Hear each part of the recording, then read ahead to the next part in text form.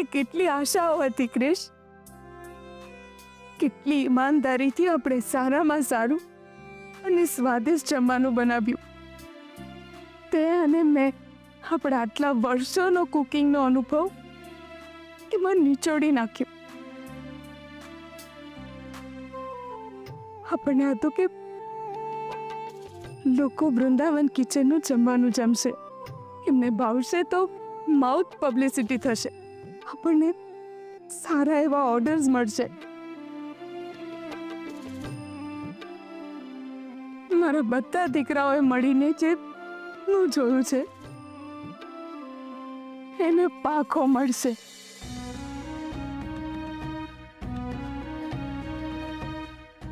પણ ના, મારા દીકરાઓ ઉડે એ પહેલા જ પાંખો કોઈએ કાપી નાખી ક્રિશ, કાપી નાખી. આમાં વાંક આપણો જ છે મમ્મી. શૌર્ય, તું કહેવા શું માંગે છે?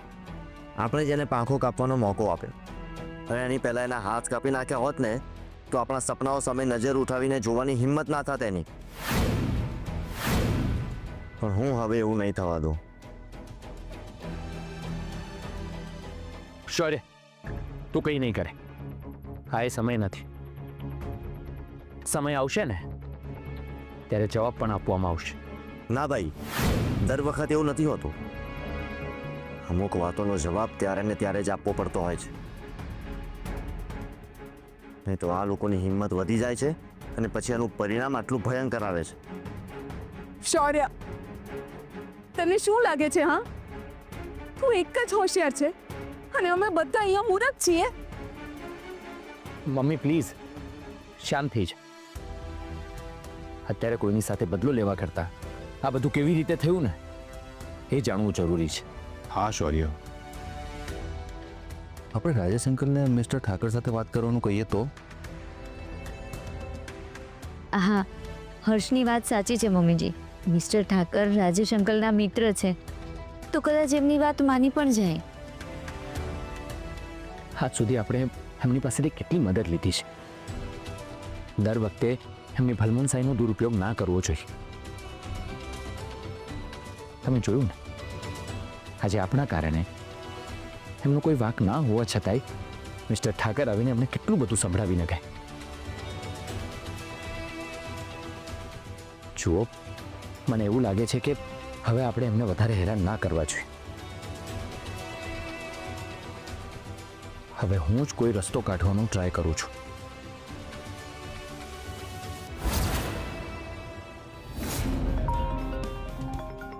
લાગે છે ફિયાનો ફોન છે, જાણી લઉં શું અપડેટ છે. હા, ધનંજયનો ફોન.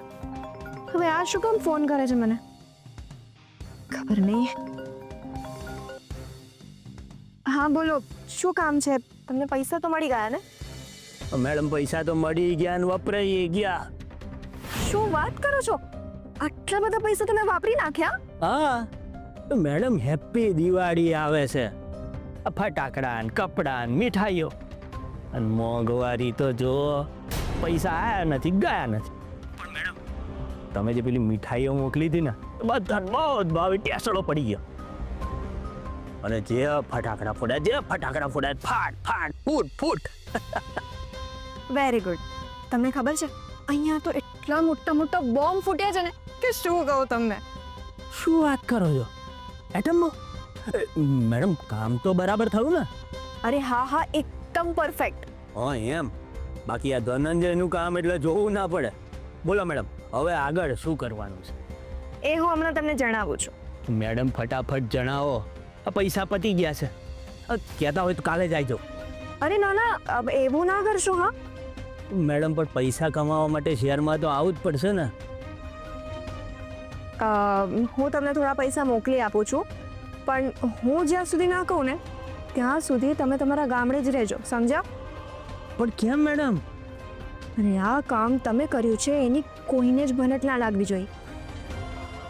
અને હા, હવે તમે મને કોલ ના કરતા. કોલ લિસ્ટ ડિલીટ કરી નાખજો. કોઈને ખબર ના પડવી જોઈએ કે તમે મને ઓળખો છો, સમજી ગયા? અરે સમજી ગયા શું? તમે કોણ બોલો છો બેન? યસ, એકદમ કરેક્ટ.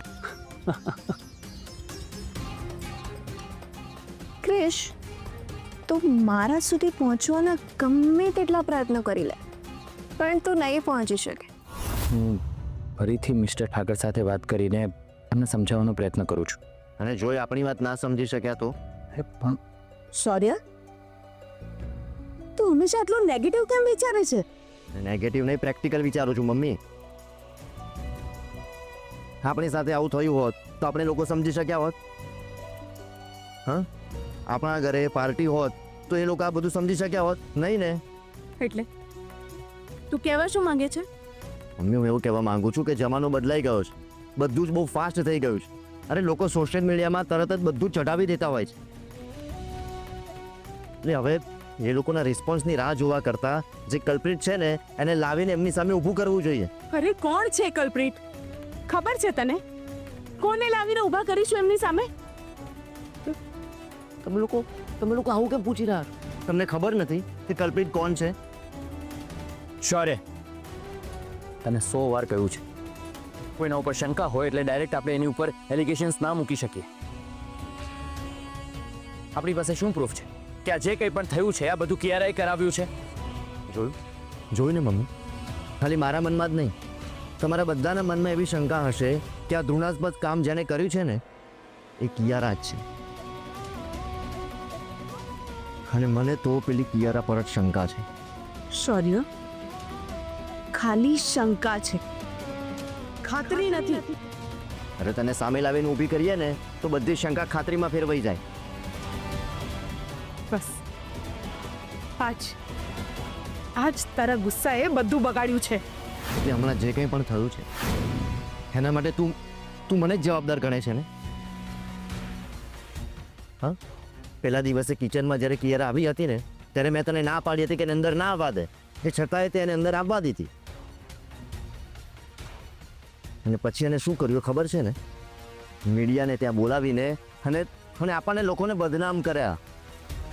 એના લીધે નહીં, પણ તારા ગુસ્સાના લીધે. તે દિવસે તેને બધાની સામે તમાચો માર્યો હતો ને, એટલે એને મીડિયાવાળાને બોલાવ્યા. એટલે મમ્મી, ખરેખર તને એવું લાગે છે કે આજે જે કંઈ પણ ઘટના બની એ પેલા દિવસે મેં કિયારાને મારેલા તમાચાનું કારણ છે?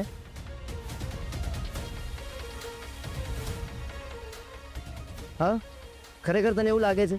તને એવું લાગે છે કે આની પાછળ હું જવાબદાર છું? બોલ ને મમ્મી, અરે બોલ ને મમ્મી, બોલ ને. તને એવું લાગે છે ને કે હું જવાબદાર છું? હા, બોલ ને, સાચું બોલી કાઢ.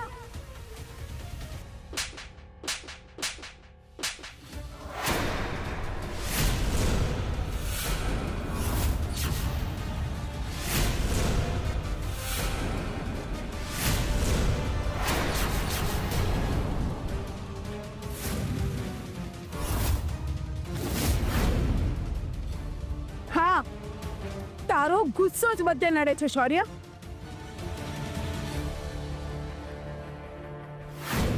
મમ્મી એ બધાની સામે મને થપ્પડ મારી.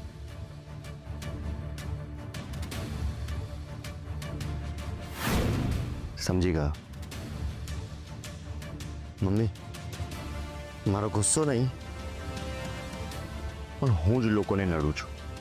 હા, એમ જ સમજ. શૌર્ય, એ ભૂલ હતી મારી કે બધાની વાતમાં આવીને મેં તને તું જેવો છે ને એવો સ્વીકાર કરી લીધો હતો.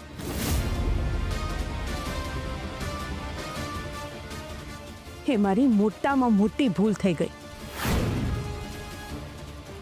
ના મેં તને ઘરમાં લીધો હોત અને ના આજે આવો દિવસ જોવો પડ્યો હોત.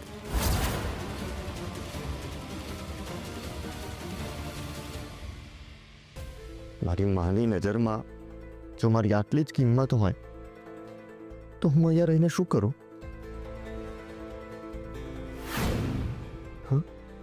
શું કરું અહીંયા રહીને? હું શું કામ છે મારું આ ઘરમાં?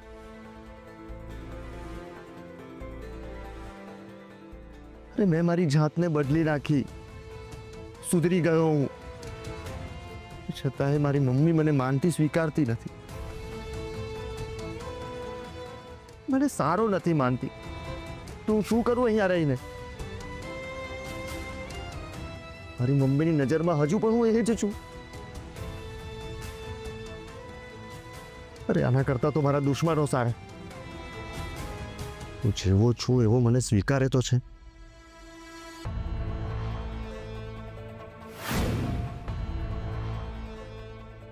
કોઈ કામ નથી મારું આ ઘરમાં, કોઈ કામ નથી. હું જાઉં છું. શૌર્ય, શૌર્ય, જવા દે ને, એણે જેવું જીવન જીવવું હોય એના માટે આઝાદ છે. પણ શૌર્ય ગુસ્સામાં જો કોઈ જોખમી પગલું ભરી લીધું ને તો આપણે બધા મુસીબતમાં મુકાઈ જશું. નહીં મમ્મી, આપણે શૌર્યને આવી રીતે એકલો તો નહીં મૂકી શકીએ. નહીં શૌર્ય, શૌર્ય!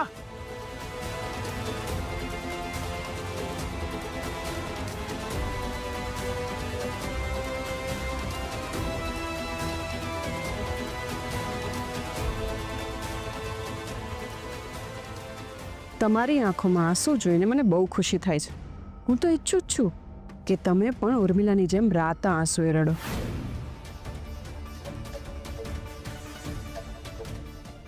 ભાઈ પ્લીઝ વચ્ચેથી હટી જાઓ. નહીં હટું. ભાઈ આજે હું તમારી એક પણ વાત નહીં માનું. હટી જાઓ વચ્ચેથી. ઠીક છે, તારે જવું છે ને તો જા, પણ એકવાર મારી વાત સાંભળી લે. મારે તમારી એક પણ વાત નથી સાંભળવી. ભાઈ મને ખબર છે કે તમારો અને મારો સ્વભાવ જુદો છે અને હું મારી જાતને નથી બદલી શકતો. આ ઘરમાં બધાને મારાથી તકલીફ છે ને, એના કરતાં હું જ્યાંથી જતો રહું. અહીંયા રહીને હું શું કરું? ભાઈ હટી જાઓ વચ્ચે સર, કહું છું હટી જાઓ. હું નહીં હટું. તારે જે કરવું એને કરી લે, જા. ભાઈ હું તમને છેલ્લી વાર કહું છું કે મારા રસ્તાની વચ્ચેથી હટી જાઓ. તારે જવું જ છે ને, જવું જ છે ને તો મને ઉડાડીને જતો રહે, પણ હું બાજુમાં નહીં હટું. અરે ભાઈ શું કામ આવું કરો છો? કેમ? હું નહીં હટું કારણ કે હું તારો ભાઈ છું અને તારા જેટલો જ જિદ્દી છું. ભાઈ આ શું કર્યું? ભાઈ મને ચાવી આપી દો. ભાઈ મને પ્લીઝ ચાવી આપી દો. નહીં આપ. ભાઈ હું તમને રિક્વેસ્ટ કરું છું, પ્લીઝ મને મારી ચાવી આપી દો. મારે 1 મિનિટ પણ અહીંયા નથી રહેવું, હું અહીંથી જતો રહીશ. હું તને ચાવી આપી દઈશ, પણ 2 મિનિટ મારી વાત સાંભળી લે. પછી તારે જે કરવું હોય, જ્યાં જવું હોય ને તું જઈ શકે છે. હું તને નહીં રોકું. ભાઈ તમે મારી વાત નહીં માનો એમ ને? હા, નહીં માનો, કારણ કે હું તારો સગો ભાઈ છું અને આપણા બંનેના શરીરમાં એક જ માનું લોહી વહે છે. પણ મારે મારી ક્યાં કિંમત? અને દરેક વાતમાં બસ મારો જ વાંક દેખાય છે. એવું નથી શૌર્ય. એવું જ છે ભાઈ, એવું જ છે. મમ્મીને મારી કોઈ કિંમત જ નથી. અરે આ ઘર માટે આટલું બધું કર્યા પછી પણ મારી કોઈ કિંમત જ નથી કોઈને. શૌર્ય કેમ આવું બોલે છે? તને એવું લાગે છે કે અમારા મનમાં તારી કોઈ કિંમત નથી? જો એવું હોત તો પછી હું તને રોકવા માટે, તને સમજાવવા માટે બહાર શું કામ આવ્યો હોત? મને તમારાથી કોઈ પ્રોબ્લેમ નથી ભાઈ, પણ મમ્મીને મારી કોઈ રિસ્પેક્ટ જ નથી. આ ઘરના લોકો મને સમજતા જ નથી. અરે એક રાધા ભાભી હતા ને જે મને સમજતા હતા, હવે તો એ પણ નથી. તો પછી હું અહીંયા રહીને શું કરું ભાઈ? પ્લીઝ મને ચાવી આપી દો, અહીંયાથી જતો રહીશ. પ્લીઝ આપી દો. શૌર્ય, તારા મનમાં જે કંઈ પણ હોય ને તું મને કહી શકે છે. હું તને સમજવાની 100% ટ્રાય કરીશ. હું રાધા તો નથી, પણ રાધા સાથે રહીને લોકોના મનને ઓળખતો તો થયો જ છું. ભાઈ મને તમારી કોઈ વાતનું ખોટું નથી લાગ્યું, પણ મને મમ્મીની વાતથી બહુ જ દુઃખ થયું છે. મમ્મીની વાતથી મને બહુ તકલીફ થઈ છે ભાઈ. તમે મને કહો, મેં જે કંઈ કર્યું છે એ ખોટું હતું? અને હું ક્યાં કહું છું કે તું ખોટો છે શૌર્ય? પણ દરેક માણસનો વાતને જોવાનો, એના ઉપર રિએક્ટ કરવાનો અલગ દ્રષ્ટિકોણ હોય છે. ના ભાઈ, હું બધી વાતને મારી રીતે જ જોઉં છું અને હું એવું માનું છું ને કે જે તે વાતનો એ જ સમય જવાબ આપી દેવો જોઈએ.